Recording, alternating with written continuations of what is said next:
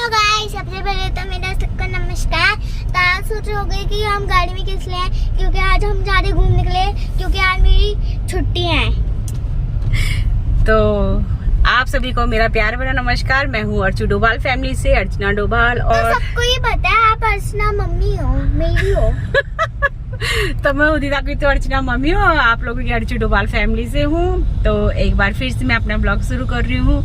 तो हम लोग निकल चुके हैं अपने सोसाइटी से बाहर, तो मैं दिखाती हूँ, आपको पता लग जाएगा कि हम लोग कहाँ जा रहे हैं। तो अभी टाइम हो रहा है 3:30 और हम लोग घर से निकल चुके हैं।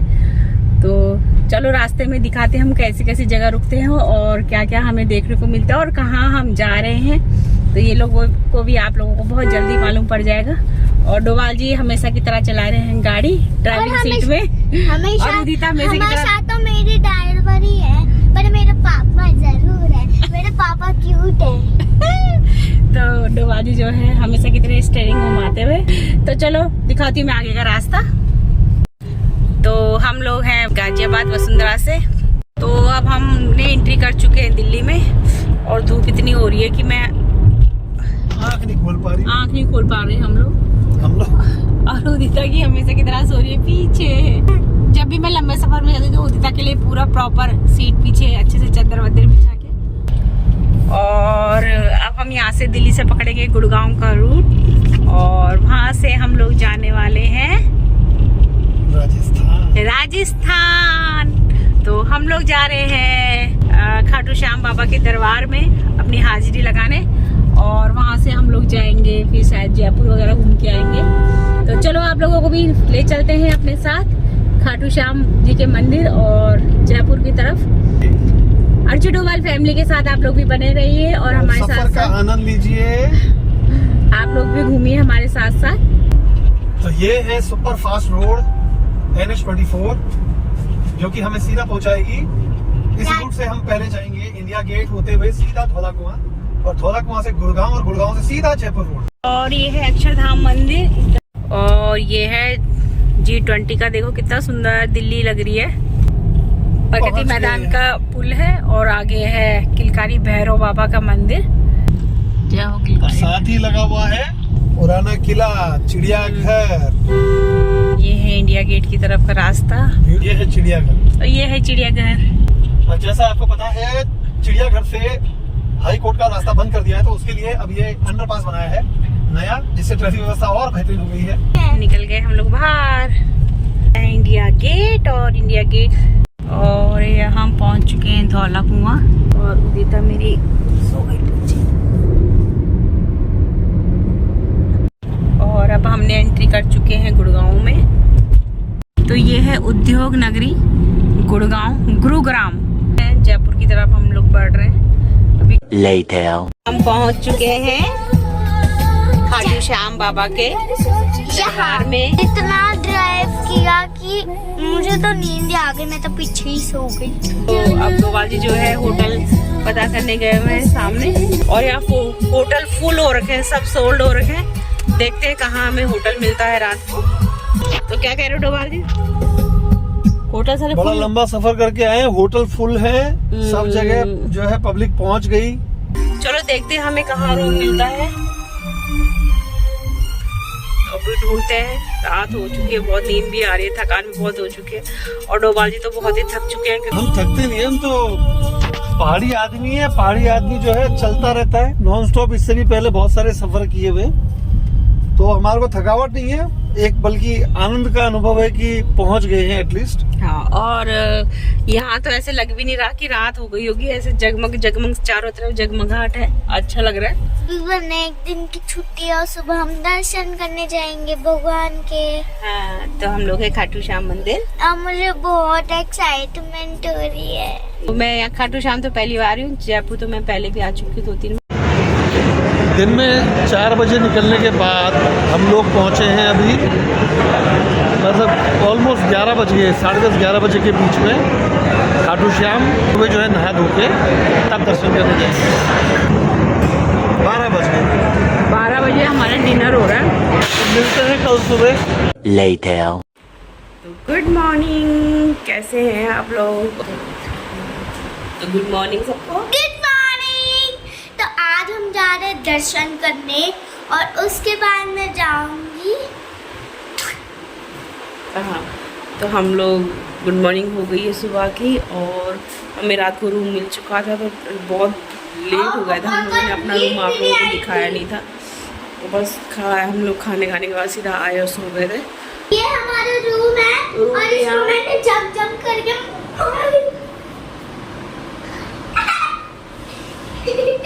A few moments later. तो हम लोग तैयार हो चुके हैं, नहा धो के सुबह के 8 बज चुके हैं, और मैं और मम्मा और मैंने सेम पहना, देखो मैंने भी ऐसे किया, मम्मा ने भी ऐसे किया, और हम लोग रेडी हो चुके हैं दर्शन करने के लिए। दोवाल जी भी तैयार हो रहे हैं, और देखते हैं मंदिर में कितनी भीड़ है, क्या क्या है। हाँ, और मैं यहाँ पे टीका लगाऊंगी, आप तो बस ऊपर ऊपर लगाओगे, मैं तो सारी जगह लगा दूंगी। तो ये है कि वो राधा जी के जो यहाँ पे वो जो टीका लगता है, मैं यहाँ भी लगाऊंगी, यहाँ भी लगाऊंगी। तो देखते हैं हम लोग बाहर निकल के कितनी भीड़ है, क्या है। दोवाल जी भी हो रहे तैयार। दोवाल जी तैयार हो गए? बस सूजी पहन। गुड मॉर्निंग एवरीवन, हो गए तैयार, तैयारी हो गई है। अब सीधा मंदिर पहुँचते, दर्शन करते हैं, उसके बाद देखते हैं आगे कहाँ चलते हैं। अब मेरे पूरा थोड़ा हल्का सा दर्द, दवाई लेते हैं और आगे बढ़ते हैं अपने मिशन में। तो चलो करते हैं हम खाटू श्याम के दर्शन। मिशन ही है, खाटू श्याम जी के दर्शन करते हैं। जय हो खाटू श्याम महाराज की जय। चलो हम आप लोगों को दिखाते हैं, खाटू श्याम जी के दर्शन करवाते हैं। आप भी बने रहे हर्षू डोभाल फैमिली में। तो चलिए आप। अब ये लोग पहुंच गए हैं बाहर,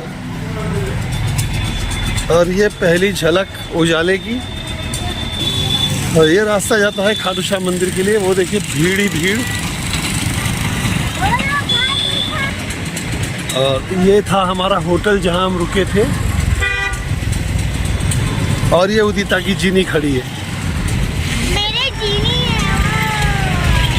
तो अब चलते हैं मंदिर के दर्शन करने। और ये हम बैठ गए हैं यहाँ की लोकल सवारी, क्योंकि मंदिर तक गाड़ियाँ नहीं जाती हैं, वर्जित है। तो अब हम बैठ गए ई रिक्शा में, जो यहाँ पे भी चलने लगे हैं। उसी तक कैसा लगा है? बहुत अच्छा। जैसे हम वृंदावन गए थे ना, वैसी फीलिंग आ रही है। वृंदावन भी ऐसे रिक्शे में गए थे हम लोग। खाटू श्याम बाबा की जय। जय हो खाटू श्याम। जय हो खाटू श्याम। और ये श्रद्धालु आने लगे हैं, बहुत भीड़ हो जाती है यहाँ। ये बसेस लगी हुई हैं।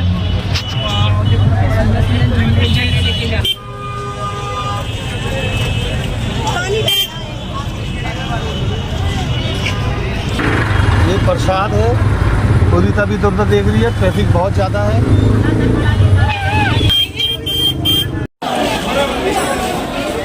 खाटू श्याम बाबा की जय हो। तो ये झंडे लोग अपनी मन्नत के लिए मांग के चढ़ते, देखो उसमें एक नारियल भी बंधा हुआ है। तो यहाँ की ये पड़ता है कि जिसकी मन्नत पूरी हो जाती है वो झंडा भी चढ़ाता है। और उदिता चल रही है अपने पापा के साथ। भीड़ बहुत हो रही है।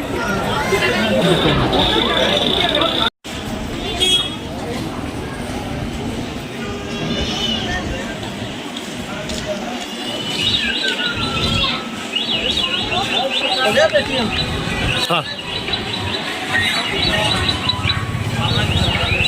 तो ये रूप निखर के आया सामने। जय हो खाटू श्याम बाबा की। और मैंने एक प्रसाद लगवा लो। राधे राधे। रंग तो उतर गया सारा। ताशु देखो राधे गाल में नहीं। तो राधे राधे। ताशु दिखाओ, मेरी राधा रानी है। चलो। और सामने खाटू श्याम का मंदिर, और मैंने ले लिए 2 फूल, और ये है प्रसाद। कहते हैं कि जिनकी मन्नत पूरी हो जाती है वो झंडे चढ़ाते हैं। तो यहाँ पे मिल रहे हैं बहुत सारे झंडे। ऐसा लगता है कि मतलब यहीं रह जाए, यहीं बस जाए कान्हा जी के, जहाँ कान्हा जी का वास। ये है खाटू श्याम जी का मुख्य द्वार।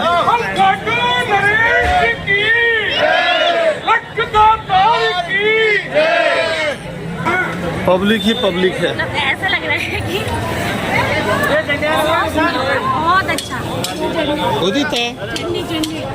तो चलिए आपको महावीर बार्बिक की कथा सुनाते हैं संक्षिप्त में। हुआ कुछ यूँ कि महाभारत काल में जब युद्ध जो है दूसरे दिन का युद्ध समाप्त हो चुका होता है, तो शाम को ये युद्ध के नियम थे कि दोनों पक्ष आपस में एक दूसरे से मिल सकते हैं, सारे योद्धा एक दूसरे से मिल सकते हैं। तो इसी समय जो है अचानक से एक रथ आके रुकता है जिसमें एक बहुत बलिष्ठ योद्धा जो है नज़र आता है। तो दोनों पक्ष के जो है महावीर जो है उससे जाके मिलते हैं, पूछते हैं कौन है। तो अपना परिचय देता है कि मेरा नाम है बार्ब्रिक और मैं भीमसेन का पौत्र और घटोत्कच का पुत्र बार्ब्रिक हूँ।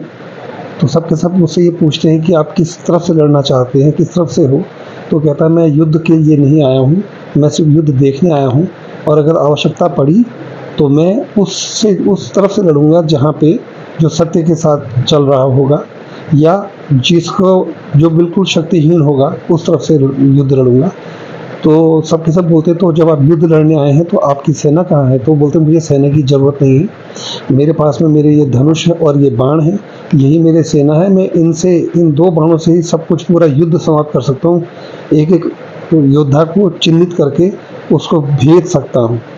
तो ये सब बातें सुन के सब के सब आश्चर्यचकित होते हैं, दोनों खेमे, कौरव भी और पांडव भी। तो वो तुरंत जाके अपने अपने खेमे में ये बातें बोलते हैं। तो ये बात जो है श्री कृष्ण को भी सुनाई देती है। तो वो तुरंत जो है बाहर आते हैं और आकर इस वीर योद्धा से सवाल करते हैं। जैसे ही वो बार्ब्रिक जो हैं वो कृष्ण जी को देखते हैं तो नत सर जो है झुका लेते हैं और तुरंत कृष्ण जी पूछते हैं कि भाई ऐसी बात है, आपके बारे में ये सुनने में आया है, अलौकिक शक्तियों से आप परिपूर्ण हैं, तो ज़रा बताएं क्या शक्तियाँ हैं आपके पास। तो वो बताते हैं बार्ब्रिक जी कि मेरी बाण है मेरे पास में, एक पहला बाण निकालूंगा तो जितने भी लोग हैं, जितने भी योद्धा हैं, सबको चिन्हित करेगा, दूसरा बाण उनको भेज देगा, मैं पूरे पृथ्वी का विनाश कर सकता हूँ। तो ये बात कृष्ण जी जो है समझ जाते हैं और ये समझ भी चुके होते हैं कि अगर ये युद्ध में आया तो पक्की बात है, क्योंकि हमारी कूटनीतियाँ इस तरह की हैं कि हमको ये गलत समझेगा और कौरवों का साथ देगा और पांडवों की जो है हार निश्चित है। तो इस तरह से कृष्ण जी जो है सुबह सुबह जाके भिक्षुक का रूप लेके उससे मिलते हैं और उससे जो है भिक्षा के तौर पे उसके साथ कूटनीति खेलते हैं और पहले उससे जो है मांगते हैं कि मुझे जो है भिक्षा के तौर पे कुछ दो। वो कहता है भाई मैं परदेश में हूँ, मेरे पास कुछ नहीं है। तो कृष्ण जी बोलते जो भी आपकी कोई भी जो है शक्ति वाली चीज़ है या जो भी आपके पास में देवीय शक्तियाँ हैं वो मुझे दे दो। तो बार्ब्रिक जो है वो बोलते मेरी जान ले लो, मेरा शीश ले लो, लेकिन इससे तिरस्कार ना करो। तो कृष्ण जी बोलते हैं कि अपनी बात पे काबिल रहोगे। तो एकदम से समझ जाते हैं कि ये कोई मायावी है या फिर ये कोई कूटनीतिज्ञ है। तो तुरंत पूछते हैं आप कौन हैं। तब वो बताते हैं मैं श्री कृष्ण हूँ और आपने जुबान दी है। और इसी तरह से जो है बार्ब्रिक जो है उनके बातों में आ जाता है, छलावे में आ जाता है और अपना शीश जो है वो उनको अर्पित कर देता है। और उसी समय बोलता है कि प्रभु मेरी भी एक शर्त है कि मैं ये पूरा महाभारत का युद्ध देखना चाहता हूँ। तो बार्ब्रिक जो है अपना शीश नवाज देता है और कृष्ण जी उसके शीश को बिल्कुल ऊपर टांग देते हैं पेड़ पे। तो 18 दिन तक ये युद्ध चलता है और इस युद्ध में जो छल कपट वहाँ देखता है बार्ब्रिक, तो युद्ध के दौरान जो है पूरी की पूरी घटनाएं वो सब स्मरण में रख लेता है। युद्ध जीतते हैं पांडव और अपनी जो है उस समय सबसे बधाइयाँ ले रहे थे और अपनी शक्तियों का बखान कर रहे थे। तो बार्ब्रिक के सामने कृष्ण जी जाते हैं, सबका परिचय कराते हैं। तब बार्ब्रिक जो है वो उनकी जो है सबकी एक एक करके, चाहे वो युधिष्ठिर हो, नकुल सहदेव हो, चाहे वो अर्जुन हो, सबकी जो है खूब खिल्ली उड़ाते हैं। उनको बताते हैं कि तुम लोगों ने छल किया, तुम कायर हो, ऐसा वैसा करके। तो सब पे हंसी उड़ाते हैं, लेकिन बोलते हैं असली योद्धा जो है वो श्री कृष्ण है, जिन्होंने अपनी नीतियों से वो तुम्हारे सारथी बने। अगर सारथी ना बनते तो तुम ये युद्ध हार जाते, लेकिन उनकी जो नीतियां हैं, जो उनकी कूटनीति है, उसके माध्यम से वो इस युद्ध को तुमको जिता पाए। तो असली जो है वो योद्धा जो है वो श्री कृष्ण जी हैं और वो नतमस्तक होता है। कृष्ण जी जो है खुश हो जाते हैं और कृष्ण जी उसको आशीर्वाद देते हैं कि कलयुग में तुमको मेरे नाम से जाना जाएगा। तो ये जो घटना घटी, ये खाटू एक जगह है सीकर के पास में, वहाँ पे ये घटना घटी। उनका शीश जो है फिर वो समा गया धरती में। और कुछ टाइम के बाद कलयुग में जब एक ग्वाला जो है अपनी गाय चरा रहा होता है तो देखता है कि गाय का जो थन है उसमें से दूध की धार निकल रही है, ज़मीन पे गिर रही है। वो तुरंत उस जगह को खोदते हैं सभी ग्वाले, देखते हैं उसमें से शीश निकला बार्ब्रिक का। वो राजा को बताते हैं और राजा खुश होकर वहाँ पे एक मंदिर बनाता है, स्थापना करता है और कहा जाता है तब से वो क्षेत्र जो है संपन्न रहा। और इस मंदिर में जो भी आता है अपना मत्था टेकता है, दर्शन करता है, वो धन धान्य से परिपूर्ण होकर स्वस्थ होकर अपना जीवन यापन करता है। तो ये थी एक संस्कृत कथा बाबा खाटू श्याम के लिए, जो कि बारवृक्ष से बाबा खाटू श्याम बने और इस मंदिर का निर्माण हुआ। आप सबका बहुत बहुत धन्यवाद इस कथा को सुनने के लिए। अब आगे का वीडियो देखिए। तो ये थे खाटू श्याम महाराज के दर्शन मंदिर के। और ये है एक भावुक महिला जो हर मंदिर में जाके भावुक हो जाती है।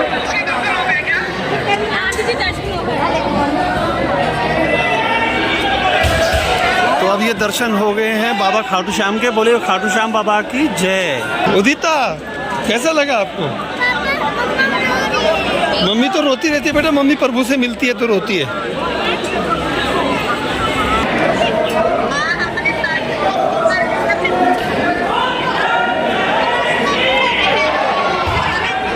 हम लोगों की यात्रा जो है पूरी हो चुकी है। खाटू श्याम के अच्छे से हम लोगों के दर्शन हो चुके हैं और अच्छे से दर्शन हो चुके हैं। अब हम लोग जा रहे हैं सलासर बालाजी है यहाँ पे, वहाँ पे के भी दर्शन करेंगे। और अब हम लोग बढ़ रहे हैं अपने होटल की तरफ। भीड़ बहुत है यहाँ पे, बहुत ज़्यादा भीड़ है। मतलब मंदिर में तो ऐसा लग रहा है कि शायद हज़ारों लोग एक बार दर्शन कर रहे होंगे, हज़ारों लोग। तो उदिता जो है थक चुकी है गोदी में। सुनो, इधर से हमारा रास्ता किधर से है? तो हम लोग इधर से जाएंगे और आगे भीड़ बहुत है यहाँ पे। हाँ, ये भाई साहब वहाँ से उठा लो, वो बोरी मत दिखाओ। खाटू श्याम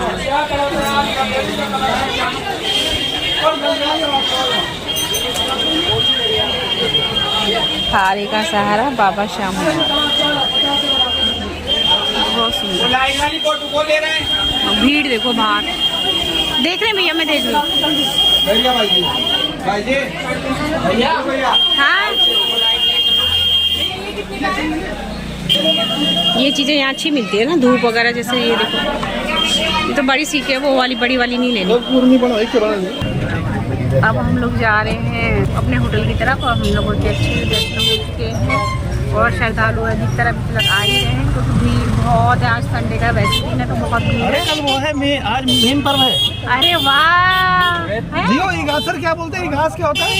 10 दिन है ना यहाँ का, जहाँ मेला लगता है। कल वो तो एकादशी 11 है। हाँ 11, कल है 11। अच्छा, कल है क्या? आज भीड़ है, संडे भी है, कल मेन दिन है यहाँ का। सही है, तो बहुत अच्छे से हमने दर्शन कर लिए बाबा के और बहुत अच्छा लगा यहाँ आके। बहुत बढ़िया, बहुत ही अच्छा तीर्थ स्थान है खाटू श्याम बाबा। जो लोग यहाँ आ चुके हैं उनको तो पता होगा, जो यहाँ नहीं आए तो प्लीज़ यहाँ जरूर आए। बहुत ही बढ़िया है। ऐसा लग रहा है जैसे वैष्णो देवी का होता है ना, वैष्णो देवी का जाके हम लोग इतने सारे श्रद्धालु, वो ही हाल यहाँ के। बहुत भीड़ है, बहुत ज्यादा पब्लिक आ रही है। अंदर पब्लिक पहले से बहुत सारी है। हाँ, लाखों, मुझे लगा हजारों लोग एक टाइम में दर्शन करते होंगे। बहुत ही ज़्यादा, और व्यवस्था भी बहुत अच्छी है। ऐसे मारा मारी नहीं है कि धक्का मुक्का कुछ नहीं है। कैसे आप लोग आराम से दर्शन कर सकते हैं।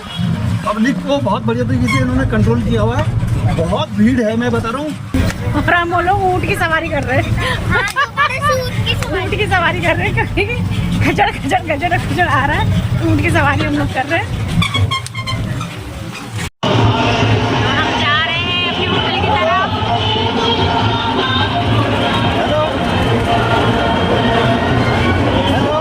तो हम लोगों ने होटल से चेकआउट कर चुके हैं और अब हम लोग जा रहे हैं सलासर बालाजी। तो 2 बाजी जो है वेट कर रहे हैं गाड़ी में, तो चलो चलते हैं फटाफट से। तो यहाँ के दर्शन भी बहुत अच्छे हो गए, बहुत बढ़िया दर्शन हो गए यहाँ के। और खाटू श्याम जी से यही मेरी प्रार्थना की अगले साल हमें फिर से बुलाए और सबको राजी खुशी ठीक ठाक रखें। तो डोबाजी गाड़ी में बैठ चुके हैं और मैं भी जा रही हूँ बस गाड़ी में बैठने ही। अब हम इस ब्लॉग को यही ख़त्म करते हैं। तो तब तक आप लोग, हेलो डोबाजी। तो मैं ये ब्लॉग यही ख़त्म करती हूँ। तो अगला ब्लॉग मैं ज़रूर आप लोगों को लेके आऊँगी। तब तक के लिए से बाय। तो thank you sir, bye bye.